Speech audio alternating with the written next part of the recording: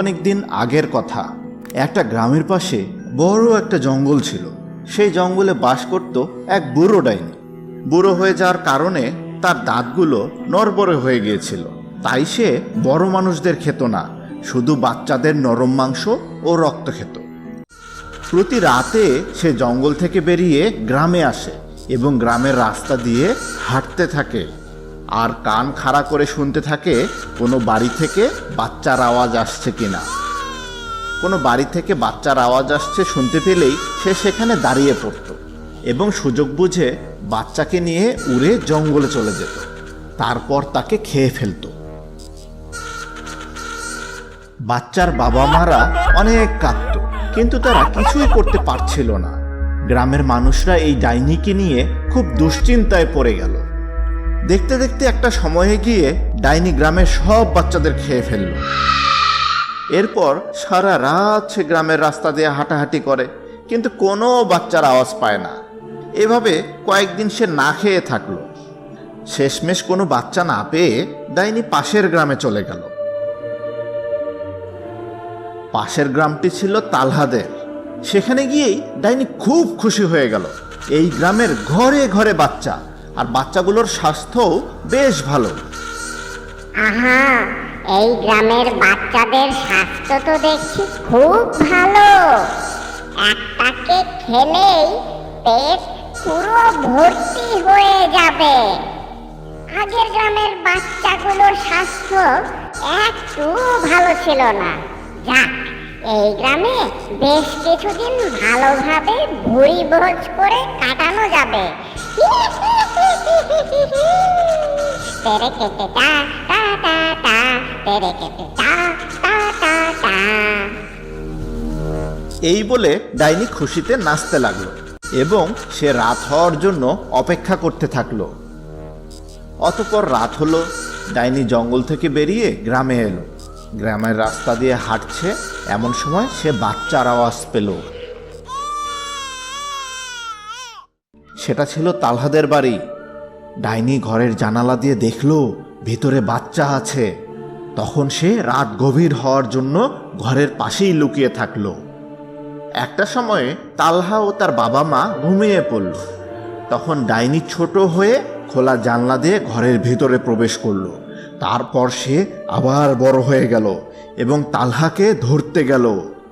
রক্ত মাংস খাওয়ার কারণে ডাইনির গায়ে বাজে একটা গন্ধ ছিল। সেই গন্ধে তালহার ঘুম ভেঙে গেল। চোখ খুলে সে ডাইনিকে দেখতে পেল। যেই সে কাছাকাছি যায়, তালহা সজোরে লাথি মারে। ডাইনি ছিটকে পড়ে যায়। শব্দ হয়। শব্দ শুনে বাবা মা উঠে পড়ে। তারা বাঁচাও বাঁচাও বলে চিৎকার করে। সেই চিৎকারে গ্রামবাসী সবাই দৌড়ে আসে এবং ডাইনিকে তাড়া করে।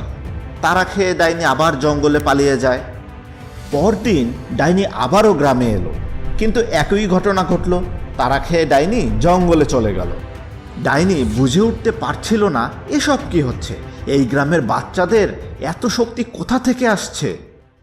কি ব্যাপার, এই গ্রামের বাচ্চারা এত শক্তিশালী কেন? আমার মতো ডাইনিকে কিনা লাথি মেরে ফেলে দেয়। তাহলে এই বাচ্চাদের খেতে হলে আগে ওদের দুর্বল করতে হবে। ওদের গায়ে শক্তি কমে আসলে তখন গিয়ে ওদেরকে আমি ধরে খেতে পারবো।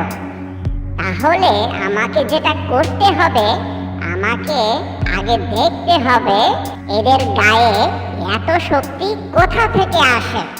এরা কি কি খায় যে এদের গায়ে এত শক্তি চলে আসে?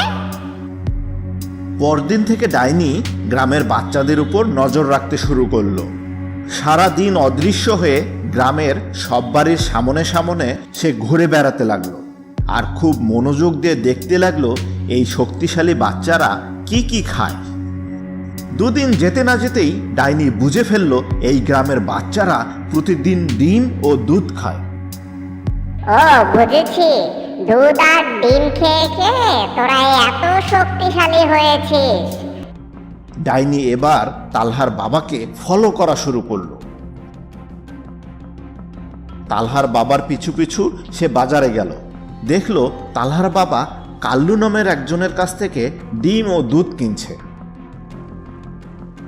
তারপর ডাইনি কাল্লুর পিছু নিল, এবং তার বাড়িতে চলে গেল। সেখানে গিয়ে ডাইনি বুঝতে পারল কাল্লুর অনেকগুলো হাঁস মুরগি ও গরু ছিল। হাঁস মুরগিগুলো প্রতিদিন ডিম পাড়ত, গরু দুধ দিত। কাল্লু সেগুলো বাজারে নিয়ে গিয়ে বিক্রি করত এবং তার সংসার চালাতো। এদিকে গ্রামের মানুষজন সেই দুধ ও ডিম কিনে নিয়ে গিয়ে প্রতিদিন তাদের বাচ্চাকে খাওয়াতো। এই জন্যই গ্রামের সব বাচ্চারা এত শক্তিশালী ও স্বাস্থ্যবান। দাঁড়া, এবার আমি তোদের ডিম আর দুধ খাওয়া বন্ধ করার ব্যবস্থা করছি। ডিম আর দুধ খাওয়া বন্ধ করলে তোদের গায়ের শক্তি কমে আসবে। তখন আমি তোদেরকে ধরে নিয়ে গিয়ে মজা করে খেতে পারবো। তেরে কেটে টা টা টা টা, তেরে কেটে টা টা টা টা। তারপর থেকে ডাইনি প্রতি রাতে কাল্লুর বাড়িতে যেতে লাগলো। হাঁস মুরগিগুলোকে চিপে চিপে ডিম বের করত আর সেগুলো খেয়ে ফেলত এবং গরুর দুধও খেয়ে ফেলত। সকালে উঠে কাল্লু মুরগির ঘরে গিয়ে দেখে একটা ডিমও নেই। তারপর কাল্লু গরুর কাছে যায় দুধ দোয়াতে, সেখানেও সে কোনো দুধ পেল না। কি রে, তুইও কোনো দুধ দিলি না, এসব কি হচ্ছে আমার সাথে? এভাবে প্রতি রাতে ডাইনি এসে হাঁস মুরগির ডিম ও দুধ খেয়ে যায় আর কাল্লু সকালে কিছুই পায় না। দেখতে দেখতে এক সপ্তাহ চলে গেল। কাল্লু ডিম দুধও পায় না, বাজারে গিয়ে বিক্রিও করতে পারে না। এদিকে বাজারে ডিম ও দুধ কিনতে না পেরে তালহার বাবা ও গ্রামের আরো লোকজন কাল্লুর বাড়িতে এলো। কিরে কাল্লু ভাই, কি হয়ে গেল তোমার? বাজারে ডিম দুধ বিক্রি করতে আসছো না কেন? বাচ্চারা ডিম দুধ না খেয়ে খেয়ে তো দুর্বল হয়ে পড়েছে। আর বলো না ভাই, কেউ একজন প্রতি রাতে ডিম দুধ চুরি করে নিয়ে যাচ্ছে, আর এটা এক সপ্তাহ যাবৎ হয়ে আসছে। তাহলে আজ রাতে না ঘুমিয়ে তুমি পাহারা দাও, দেখো কে সেই ডিম চোর। হ্যাঁ, আজ তাই করব। কাল্লু রাত হওয়ার জন্য অপেক্ষা করতে থাকে, আর রাত হলে সে না ঘুমিয়ে জানালার পাশে বসে পাহারা দিতে থাকে। তারপর রাতে যা ঘটল তা দেখে কাল্লুর হুঁশ উড়ে গেল। সে দেখল গভীর রাতে ডাইনি এসে সব ডিম ও দুধ খেয়ে নিল এবং আবার উড়ে চলে গেল। পরদিন সকালে কাল্লু গ্রামের সবাইকে এ কথা জানালো। সবাই চিন্তা করতে লাগলো কিভাবে এই ডিমচোর ডাইনিকে তাড়ানো যায়। কিন্তু অনেক চিন্তা করেও কেউ কোনো সমাধান খুঁজে পাচ্ছিল না। তালহাও সেখানে উপস্থিত ছিল। হঠাৎ তার মাথায় একটা বুদ্ধি আসে। সে বলে, বাবা, আমার মাথায় একটা বুদ্ধি এসেছে। কি বুদ্ধি বলো? আমরা ডিমের মতো দেখতে একটা শক্ত পাথর ওই মুরগির ঘরে দিয়ে রাখবো, আর গরুকে মরিচ খাইয়ে রাখবো। তারপর যখন সেই ডিম চোর ডাইনি আসবে তখন মজাটা পাবে। এই বুদ্ধি কাজ করবে কিনা এই নিয়ে অনেকের মাঝেই সংশয় দেখা দিল। কিন্তু কিছু না করার চেয়ে কিছু একটা তো করা ভালো। আর তাছাড়া গ্রামের আর কেউ কোনো সমাধানও দিতে পারছিল না। তাই শেষমেশ সবাই তালহার বুদ্ধিতে সায় দিল। তারা ডিমের মতো দেখতে একটা পাথর খুঁজে বের করলো।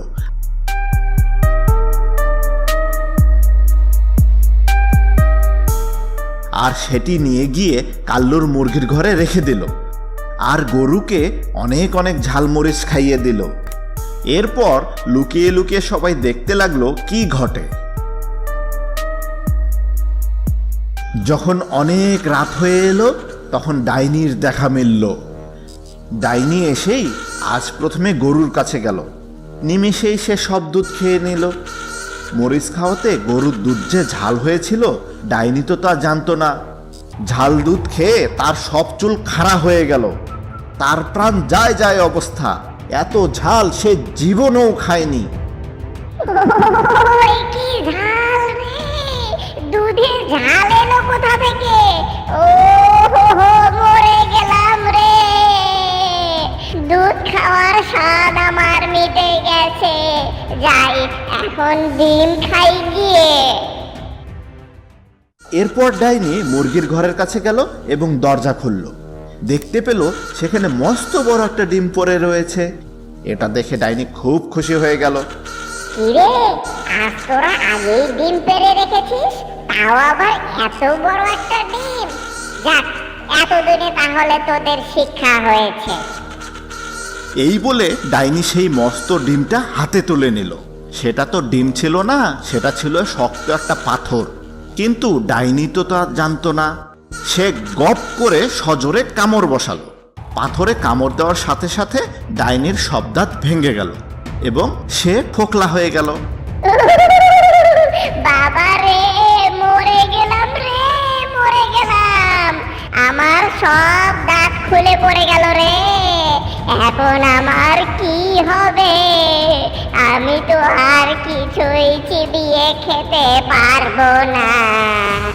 এই ডিম দুধ চুরি করতে এসে আমার সব শেষ হয়ে গেল রে। এই গ্রামে আর এক মুহূর্তও থাকা যাবে না। দুধ ডিম খাওয়া এই বাচ্চাদের শক্তি আছে জানতাম, কিন্তু দুধ আর ডিম খেয়ে খেয়ে এদের যে এত বুদ্ধিও হয়েছিল তা তো জানতাম না। এখানে আর থাকা যাবে না, তাহলে ওরা আমাকে আর বাঁচতে দেবে না। যাই, আমি পালাই পালাই।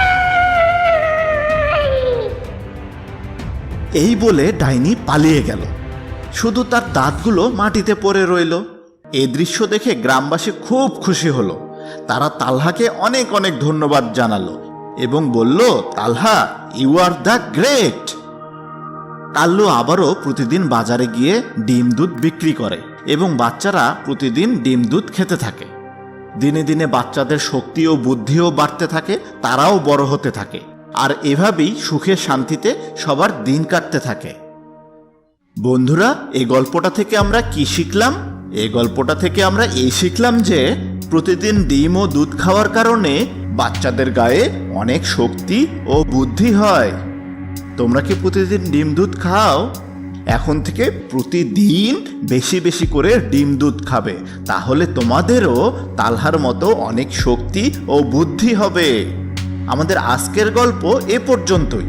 তোমরা সবাই ভালো থেকো এবং আরও নতুন নতুন গল্প দেখতে আমাদের চ্যানেলটি সাবস্ক্রাইব করে রেখো। Bye bye.